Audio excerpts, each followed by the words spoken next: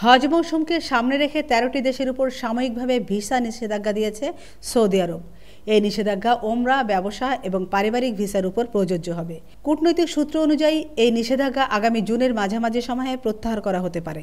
Saudi কর্মকর্তারা নিশ্চিত করেছেন, যারা ইতিমধ্যে ওমরা ভিসা পেয়েছেন তারা ১৩ এপ্রিল পর্যন্ত সৌদি আরবে প্রবেশ করতে পারবেন।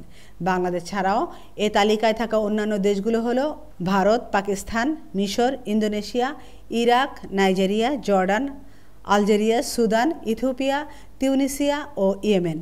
সৌদি কর্মকর্তারা জানিয়েছেন, এই পদক্ষেপের মূল কারণ হল অবৈধভাবে হজ পালন এবং ভিসার শর্ত লঙ্ঘন। অতীতে অনেক ভ্রমণকারী একাধিক এন্ট্রি ভিসা নিয়ে সৌদি আরবে প্রবেশ করে হজ মৌসুমে অবৈধভাবে থেকে গিয়ে হজ পালন করেছেন, যা অতিরিক্ত ভিড় এবং নিরাপত্তা ঝুঁকি তৈরি করেছে। এছাড়া কিছু ভ্রমণকারী ব্যবসা ও পারিবারিক ভিসা ব্যবহার করে সৌদি আরবে অবৈধভাবে কাজ করছেন, যা দেশটির শ্রমবাজারে বিঘ্ন ঘটায়। আমেনা ইসলাম, নিউজ ডেস্ক, আজকের সংবাদ।